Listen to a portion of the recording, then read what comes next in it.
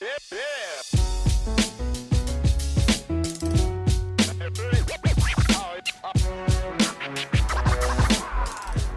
is Adrian, and you're listening to the Stonerd Podcast. Some of you guys who have been listening to me for a long time know that I was planning on taking my CDL, and yesterday was the written part of that test, and I did pretty well. Not perfect, but good enough to pass.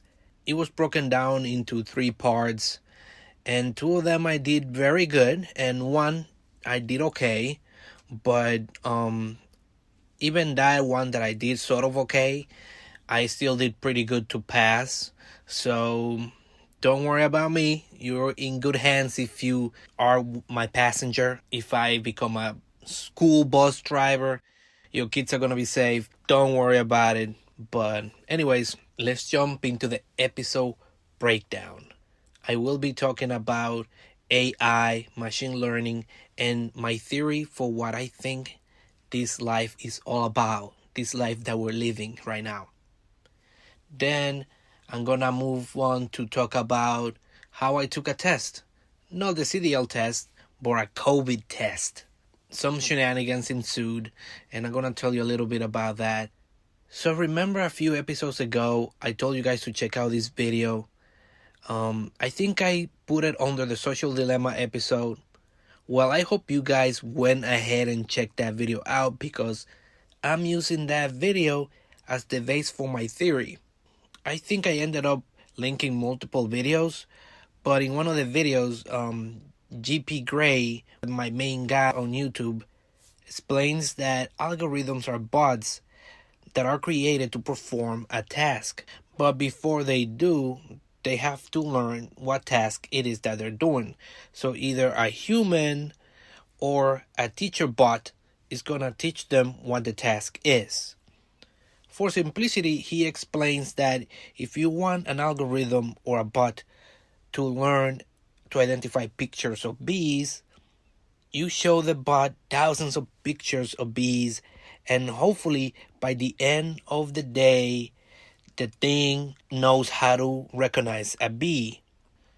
Now, sometimes the bot will make mistakes, and then that bot will get destroyed and reassembled or reworked in a way that the bot now has the revised material, and it won't make that mistake again. Now, having said that, let's move on to my theory. And I don't want to say it's going to get trippy, but it's going to get trippy, guys. So hang on, get your weed, do something, get your tequila. Which reminds me, this episode is brought to you by Random Tequila. The tequila that one day you might get to drink. Anyway, guys, moving on. After I saw that video, I took in the information and said, oh, that's interesting. But that was the end of it. It was just in my head, and I just thought it was an interesting thing. But then, days later, I had this dream.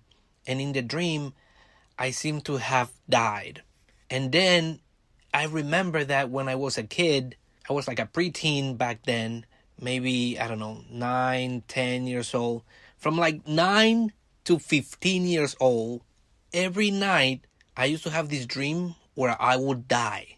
And the way I would die is that I would be in some high place, doesn't matter what, a mountain, a building, an airplane. It doesn't matter where I was. The idea was that at the end of the dream, I fell to my death. And so that used to wake me up every night. So much so that I thought I was crazy. I'm like, is this something that people go through? I didn't know. It was actually rare the nights that I didn't have that dream. All the time, every night. And I used to wake up in a pool of my own sweat. And eventually I got access to the internet. And that sounds strange to say that. I got access to the internet. But remember, the kids nowadays, they are born with the internet. But back then, not a lot of people had internet, let alone a computer. We actually had a computer before we had the internet. And the way to entertain yourself was to play solitaire or draw something on the Paint app. The kids today don't know about it. One of the first things I Googled was, what does falling to your death on a dream means? That was like one of the first things I Googled. And then what came up was some sort of psychology article that said that a lot of times people who have anxiety and insecurities have dreams like that. And I don't know if you guys know, but I'm kind of introvert, socially awkward guy. I have a good small group of friends, and that's kind of what I like. I usually don't like crowds, and okay, I'm moving on to the story because I don't want to make this into a psychoanalysis of my persona. So I read that, and I'm said to myself, that makes sense because I'm a socially awkward kid, and I have a bunch of anxiety and insecurities, and therefore that's the dream that I'm getting. So I move on with my life. For a while there, I started having less dreams. As I grew up and started getting more confidence in myself, I started having less of those dreams. So I thought, I was like, oh my God, there's the correlation. As I get out of my shell and start putting myself out there, I'm getting more confidence, and therefore I'm having less dreams, less insecurity, and all of that stuff. So eventually those dreams became rare. And the other night, like I said, I had that dream again where I fell to my death, and I'm like, what the heck is happening? So while I was awake after the dream, or the nightmare, should I say, I got up and started thinking, like my mind started just putting things together. And I started connecting ideas because all I do is just gather useless information, or at least I think it is, until I put things together, or I end up using something that I learned on YouTube or whatever.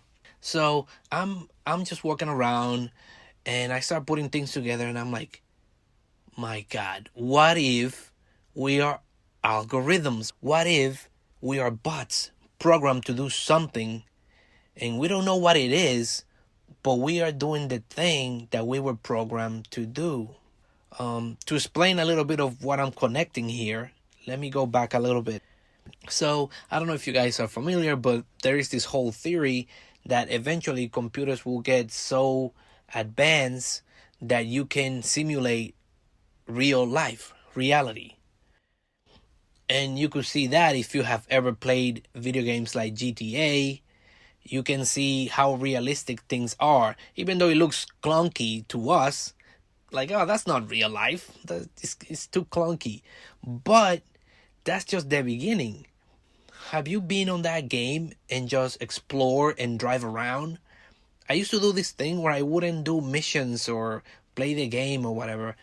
I used to take a car, or most likely steal a car, because that's what you do in GTA. But yeah, you take a car, you drive to a mountain high up, and from there you can look out and you can see the sunrise and the sunset, the night sky. You can see all these things, and it just changes so smoothly and beautifully. And you're like, oh my God, it is possible. A lot of people have said that before. Elon Musk is one of the people who is confident that in the future it will be possible to do a simulation so real that you wouldn't be able to distinguish from real life. So now that I said that and I'm putting things together, the simulation, the algorithms, doing stuff and doing tasks, I just thought to myself, what if when I was a kid, I was a young bot, a young algorithm in its infancy, and since I kept making mistakes, I kept being destroyed and rebuilt. And those dreams was actually real life. And that morning I woke up anew because I was given another opportunity to do the job again. And this task, you don't know what it is, but you're programmed to do it even without knowing. And once you keep doing it long enough, you just keep moving forward and forward and forward. And then since I grew up and I kept following my path, I got destroyed and rebuilt less. Until the other day when I died in my sleep, and if my theory is correct, I would assume that I made a mistake in the task that I was assigned and I got rebuilt again. Every time I die in my sleep means that somebody outside, the main user, the administrator, somebody destroyed my previous life and I came back as a new version of myself to continue the work. And I don't know what that work is. That's the crazy part. That was a lot, guys. I know. Maybe you think I'm crazy, but this is the workings of a restless mind. So maybe you guys never had that dream. But yeah, could you imagine? Could you imagine if everybody else moves around you like a game? Like everybody else in your life is a character that is supposed to be designed in such a way that they will do and react to what you do. They are not real. They are there to perform a task, and so are you. And whatever we are doing is supposed to culminate into something greater. We are supposed to be the missing link between computers and intelligent machines. At some point, we're gonna give birth to a technological singularity. I don't even know what that means, but I'm saying it. Guys, I don't know what's going on, man. I don't even know what I'm saying. But could you imagine? Can you imagine? Oh my God. So that's all I had to say about that. Alright, so moving on to the test. Not the CDL test, the COVID test. But funny enough, they are related because to get your CDL, first you need to get what they call a DOT physical. And that's where they examine your whole body, your eyesight, your lungs, your heart rate, and all that stuff to make sure you are a healthy person in order to drive a commercial vehicle. I go there to get a test, but the clinic where I went is also doing COVID test. So even though I'm not getting a COVID test, I'm in the line because the line is huge and they are not allowing everybody else at the same time in the clinic. So I'm in there waiting online. And as I wait there online, there is this guy behind me who doesn't understand that he needs to be 6 feet apart, or I don't know how much is that in meters. I know that some people listen to me in Europe. Sorry, guys. We haven't gotten the memo down here. Anyway, so he's not keeping 6 feet apart from me and any other person. And I'm just giving him a look. And I'm like, dude, you got to step farther away. And I didn't get into it with the guy because I don't like confrontation. I don't know if you got that idea by now. But I don't like confrontation. So I'm in there. And all of a sudden, the guy pulls out his phone. Like, if he's not annoying enough, he pulls out his phone and starts playing loud music. He's playing all these songs from late 90s, early 2000s.